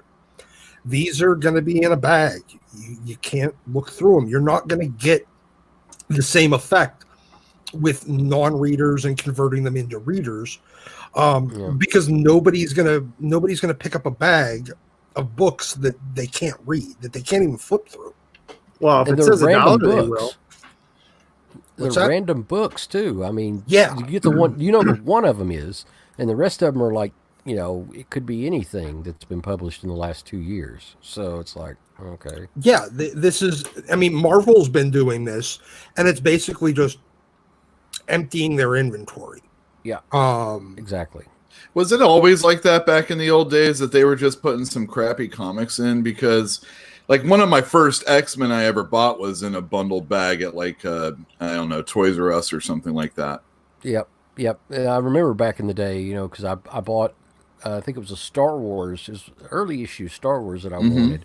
And the 3 or 4 other comics were in there was like Rom Space Knight and, you know, Micronauts. But those are the books I like more now than I did then. And they were pretty good things in there. But, well, not if you're a 7-year-old, 8-year-old That's kid, true. you know. It's like, oh, okay, I got Rom again. And if you're not reading comics, it's not a gateway for you. You're right. Yeah. I mean, and the whole point, I love those things, but I see what you're saying. The whole point of you know, they're for the already reader, but not a vast collection,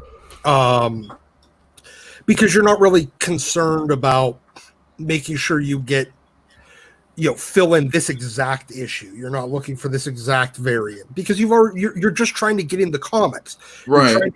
You're trying to get your feet under you a little bit more. You're less picky about exactly what books you're getting. And comic books weren't written so heavily for the trade back in the day as they are now. If you just put, like, you guys pretty much all like the Daredevil series, right? If you just put in like the 17th issue, it would be like the middle of a story, and it wouldn't be a good read. Is what I'm saying. So usually, you guys don't Marvel think the does price it, is there? It's important. Like if it was $1 or something. I think that's a good deal. way. Yeah. It has to be cheaper than the originals, right? Yeah, I mean, well, you spend $5 and you get 4 comics, you know, that are normally $4 a piece. So, you know, you're saving some money there. But are the other 3 comics things that you really want to read anyway? And what they usually do is they'll take like a number 1, or they'll take a key issue, you know, something that's kind of happened, an important issue, and they'll make that the primary comic that's in the bag. And then the other 3 are just anything and everything that you could possibly imagine that's made by that publisher in the last 2 years. I mean, Guardians of the Galaxy number 3, random. But yeah, Haley, didn't I see you post something on social media where you found like a $300 comic? That was Ollie's. Ollie's makes does bundles, but they're from a distribution company that does randomized packets, you know, bundles that aren't associated with Marvel or DC at all. They just scoop together comics from, I guess, inventories that they buy, or distribution bundles from large distributors that have gone out of business, or large resellers that have gone out of business, and they just scoop them all together into like a 6 or 8 comic book bundle, and then you know, just put them all together and wrap them in cellophane and sell them. Yeah, this isn't really any different than what they did in the 80s, the 90s. I mean, hell, if we're all old enough to remember the old Sears catalogs, they'd have a little comic section in the early 90s that would have, you could get a bundle of 8, 24, 36 comic books, but it never told you what they were because it was just bulk inventory. And that's basically what these bags are now. Toys R Us did that. Toys R Us was famous for doing that back in the 80s and 90s. They had the DC Universe line, basically, which was Toys R Us, you know, kind of specific reprints just for Toys R Us. And now those particular variants are worth a fortune with certain books. Yeah. And they extremely scarce. And if you bought the 24-pack or the 36-pack bundles, is the only way to get them. So, you know, there's a few of them that are worth thousands and thousands of dollars because there's only like 5 or 6 of them known to exist. So, yeah, but I guess my point is these are perfectly good for collectors, early, you know, new readers, but they don't have the ability to bring in and convert non-readers to readers, which was the whole point of the Giants. They were built to appeal to non-readers and maybe convert them into readers. That's why they put them in mass market places. But putting them in a bag, you've eliminated that ability. Right. Yeah. Somebody made a good point about like the Venom #3. I've gotten one of those actually from one of the Walmart bundles, but yeah, stuff like that does happen. I mean, it honestly does. But most of the time, you're going to get like you're going to get just a artist variant of a random book, and almost never in those 3 comics do you get like the main cover A variant. So, it's just, it could be something that's really great, could be something that's not, and that's fine. Yeah, they were doing these at $5. They were doing these at $5 Below a couple of years ago. Yeah. So this is, I guess my point is, for a collector standpoint, they're fine. But again, the whole point of the Walmart books in the first place was create new readers. This no longer does that. I think it does, because you've got it cheaper. I mean, you've got $5 for a 4 comic bundle, which is quite a bit cheaper than buying them individually. Yes, but it doesn't let you. But it doesn't let people do the pickup and leaf through it type thing. Yes, and that's the major important factor. That's the reason why we've had problems with getting new readers into comics for a long time, because they're no longer on a spinner rack or on a shelf in the gas station or the pharmacy or the grocery store, and kids aren't standing there pulling them up, flipping through them, and thinking, "Oh, this is cool. I want to read this." Diamond had a program where they were trying to get comic stores to buy spinner racks and put them in other stores, and let's say like a kiosk. Yeah. Well, all right, so I have a liquor store next to where my store is, or maybe somewhere in the area, and I can restock it with comic books. And there was this program. I don't know what the benefit for the store to do it was. It felt like it just seemed like extra work. You were doing the work for them. Comics were a deeper discount. They were a deep, yeah. And you got the spinner rack for free. Very good. So those there were those type of things, but it seems like the onus would have to be on the comic store in order to make that happen, because the distributor isn't. And as we've seen with Walmart, with other things, they don't necessarily actually put the product out sometimes. And I know Larry said it was like a third party company that brings in the Marvel and DC. There are no current DC 4-packs. We're talking about how it's transitioning to the DC 4-packs. The current 4-packs are the Marvel 4-packs. Right. Just to correct that. Yeah. Real quick. Anyhow, I don't know. I don't even know what the benefit. I don't know if Walmart is as good, if it's really doing its job anyway. I've never believed that Walmart was the ideal location. Yeah. I believe that 7-Eleven, or Speedway, or if you're on the East, Sheetz. If you're on the West Coast, whatever the hell, BP, Pilot, stations, places like that. Those are the places you target. That program through Diamond, that's fine, but you have to be within proximity of a comic shop to begin with, and you're paying, you as the retailer have to lease the space in that grocery store or liquor store or whatever. Right. You lease by the square foot to put I just remembered. Go ahead, sorry. You put that rack there, and then you have to maintain the inventory on it, and then everything that doesn't sell isn't returnable anyways, so you have to pull it out, and now you have a bunch of damaged comics that you had sitting on a shelf for a month. Yeah. That's great. I remember talking with Kinjo, which is another one of the market chains that's over here. I don't know if it's in the West Coast, but they're individually owned and whatever. And I was talking actually with the owner down the street from my shop, and I was going to put a spinner rack in. I remember that now. I was going to put a spinner rack in, but then Diamond canceled the program, right when I was about to do that. So, yeah. C'est la vie.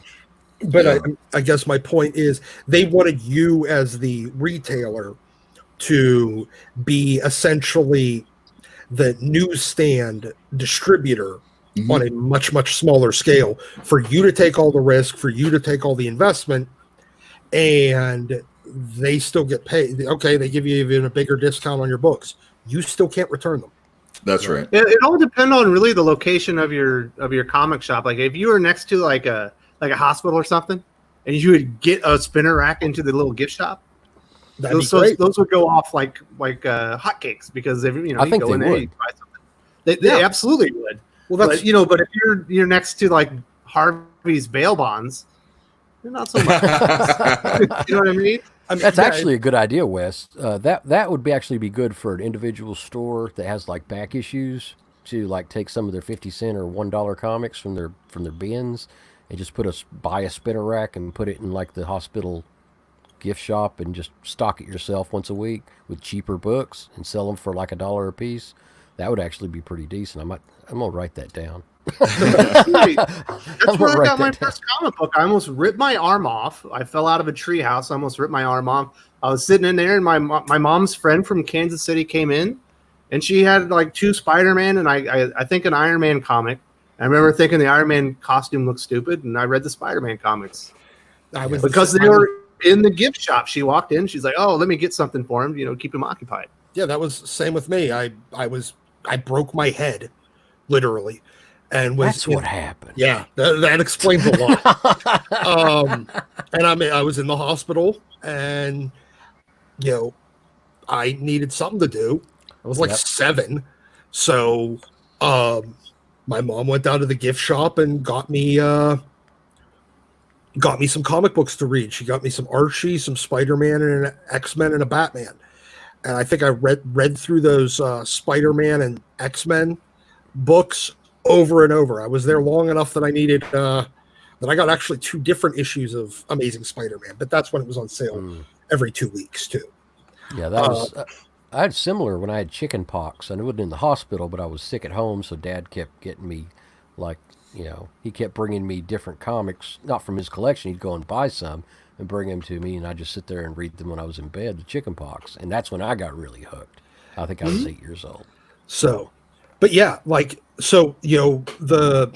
again, you're dealing with something that can be read and flipped through on a spinner rack, on a shelf, in order to convert non-readers into readers. Putting them in bags defeats that purpose. I'm not disagreeing with you, but Larry's saying that program ended up being free. Publishers ended up including a Marvel 1 in 1000 variant. Okay. He bought 7 and made a profit off the Marvel book alone. Okay, I never saw that, but okay, if he says so. I just remember that the program did cost something up front, as far as but you got a good discount on it, and you got a spinner rack. Yeah, it's tough to sometimes, man. You how many times have you been burned? You're like, oh man, all I have to do is get all of this, and I'm going to be able to easily cut even and then have all this extra stuff, and you just have to pay up front in order to make that happen. And some people have exactly, and the people that can, or the people that succeed, usually make the risk, and then the people that don't do it every once in a while and always suck. Yeah, I mean, it'll probably balance out over the years if you're trying all of the programs, but if you can choose, you got a better chance of missing on that one.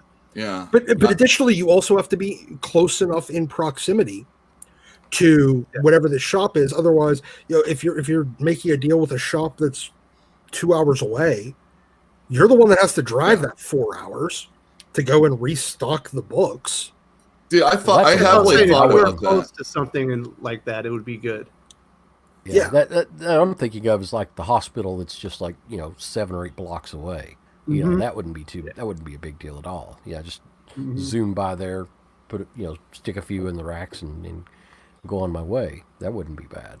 I wanted to do it. It was just justifying the cost up front. I feel like when you're touch and go a lot of times. Especially with new stuff, you know. Comics, because everyone's going to thumb through them.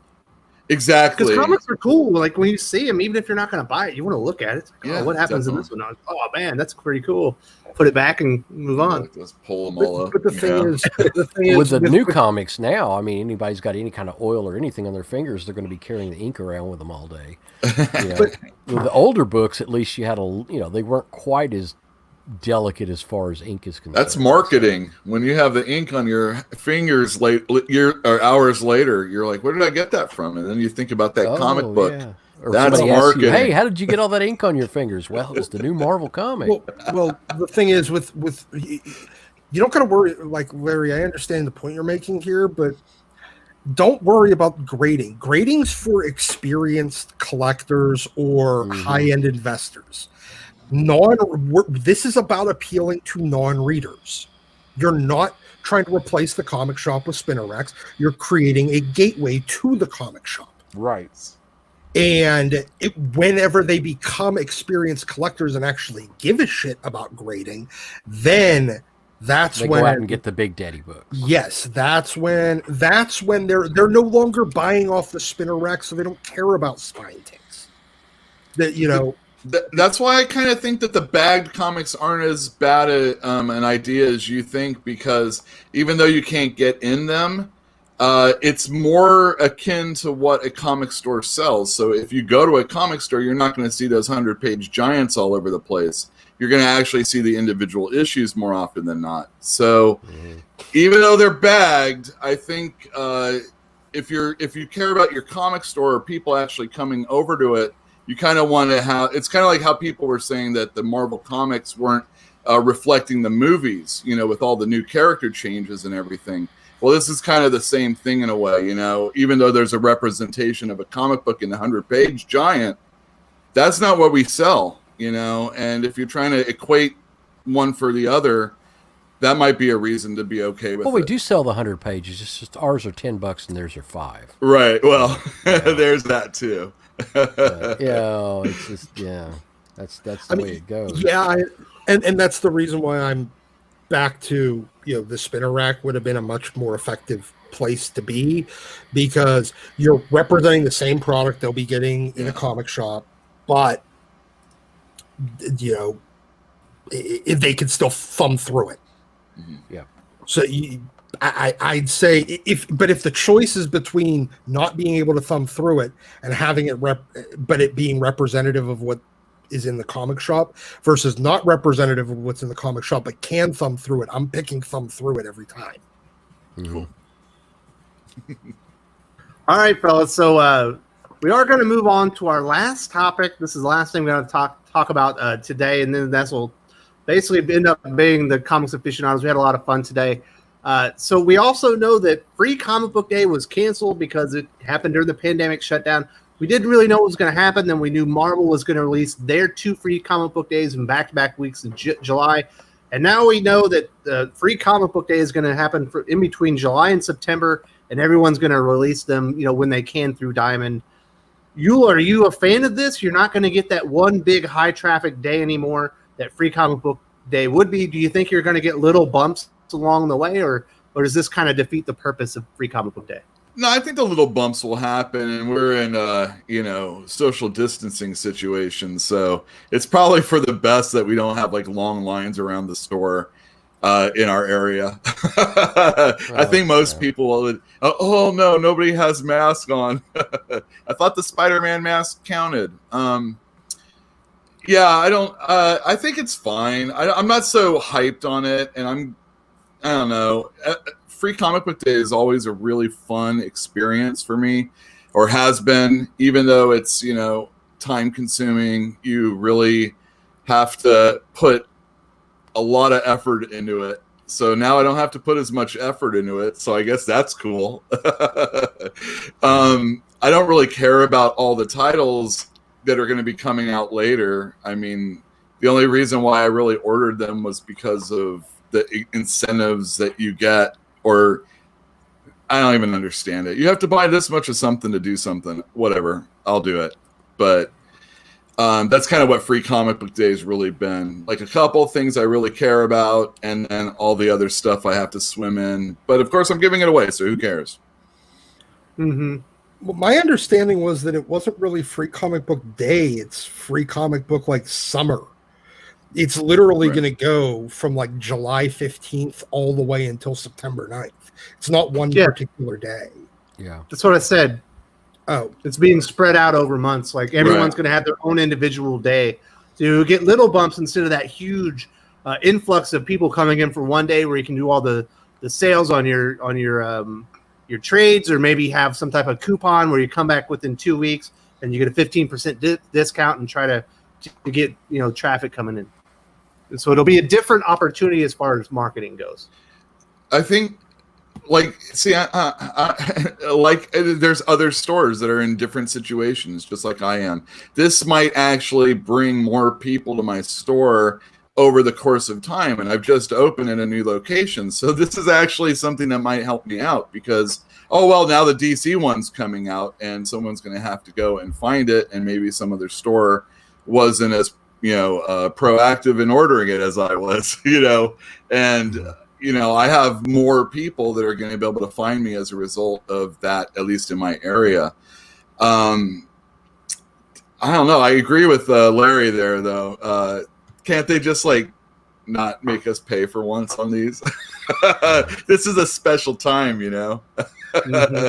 I don't really feel like the intended purpose of it isn't the way it is, and now I'm locked into having to buy this stuff.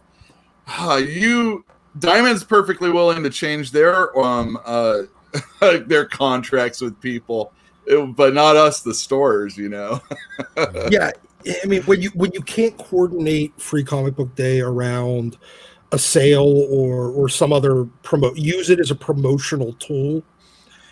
It's basically just giving out free stuff. Mm-hmm. That's all it is. It's getting people to come in 3 or 4 or 6 different Saturdays throughout the year or throughout the summer is it's going to be a hard sell. I mean, unless you're doing a different promotion, like 25% off back issues, pre-1995. On this during this week's I might just go X-Men wall books. Yeah, I mean, you can coordinate it around. I mean, maybe you can coordinate your sale around a big launch or something. Yeah, or whatever free comic books are coming out. Like the week I'm looking at their website right now. And it looks like August 5th, they're doing Invincible #1. You could do a 20% off Kirkman sale. Yeah. That coincides. I think Invincible #1 is the most pointless Free Comic Book Day thing I could ever think of. Yeah, especially since the book's been done for like a year and a half. Yeah. What is the point of that one? Yeah. I don't understand. That doesn't make any sense to me. There's a few of them on there that don't make any sense to me. Probably we'll just do what we do with the Free Comic Book Day being on one day. Whenever they have the Free Comic Book Day event with the free comic book that's going to be available, I'm just going to give out I'll give out a $1 comic from DC, or I'll give away one of the Marvel, for one of the. Hopefully, Marvel some of the $1 smaller comics. publishers group up and make their day the same day. Maybe you can get some buzz going that way. Oh, I'm looking at the website right now, and it is literally just scattershot. Scattershot, yeah, that sucks. Yeah. It's September 9th for one book from some some weird little manga looking thing. But then August 19th for Street Fighter 100. July 29th for Stranger Things in Minecraft from Dark Horse. July 29th for Max Magnificent and the Stepping Stones. All right, so let me interrupt you really quick. So imagine me as a store buying these comic books as a whole. Okay. Yeah. So I'm like, all right, I need 500 of the X-Men, and I need 500 of the main DC ones, And then there's like things like Sonic or that thing you just said, and you're like, all right, well, I'm giving comics away, and I want people to get I'll get 100 of this or 50 of this or maybe 25 of this so I can meet the program. And now over different days, I'm going to get that 25. Well, who gives an F about that now? It was only good with all the other things at the same time. Exactly. I'm sorry, By the way, magnificent whatever, I'm sure it's a passable comic. I'm sure your parents love it, but I don't care anymore. Is really what your family members love it too. Yeah, and I understand that, but now it's not important if there's no X-Men right next to it. Sorry, it's just, and that's kind of comics in a nutshell. When you see a shelf and it's like, even if it's only all DC, it's kind of like, right now that's where we sit. Yeah, that's why before I got rid of the free 90% of the free comics I just got rid of and didn't even bother with them anymore. And I just went to True Believers and the DC dollar books. You could pick one of each, and that was your free comic book day thing. You got 2 free comics that were 1,000 times better than the actual free crap. And you got a discount on whatever the event type flavor was, like 10% off of X-Men wall books or, something like that, and you got something associated with that as a bonus from the store. And that's what I'm going to do this year too, because, the free comics, yeah, great, wonderful, but why don't you give them free comics that actually mean something?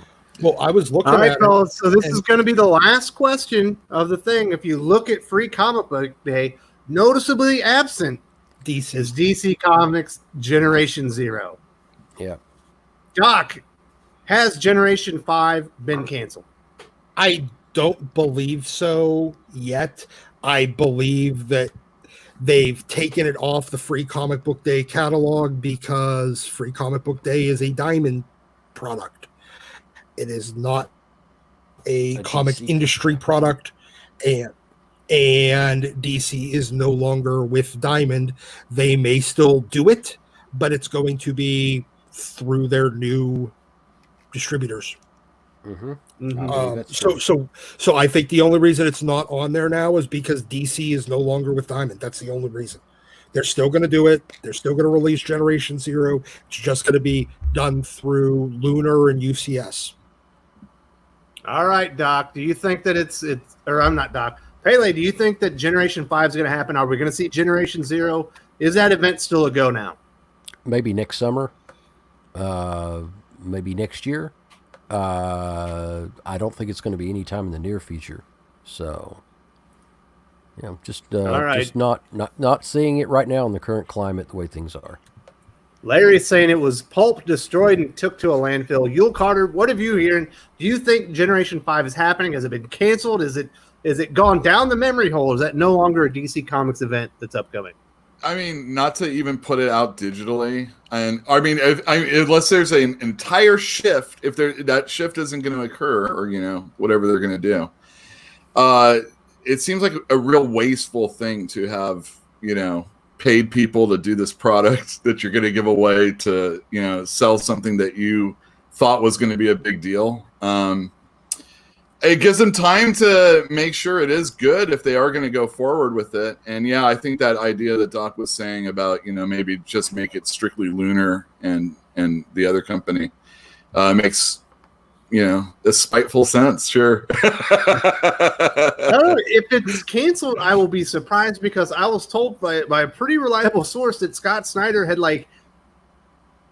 not rewritten, but he had changed the ending of 5G. He had adjusted around Dark Knight's death metal to where they were more like they worked together more, and it was gonna, leading into this new era for DC Comics. So, why would Scott Snyder go and adjust that? Obviously, maybe he didn't. I just got bad information, but we do not know. It could be canceled. I think we'll probably be seeing it in January, maybe, or maybe we won't. They certainly aren't talking about it. Yeah, I think the only reason is because there's too many other things. They're letting the Dark Knight's death metal breathe and have its space.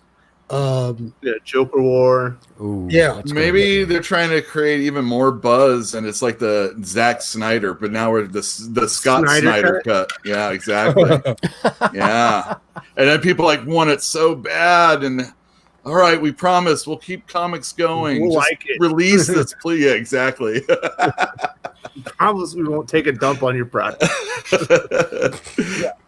So yeah, I think it's going to still happen.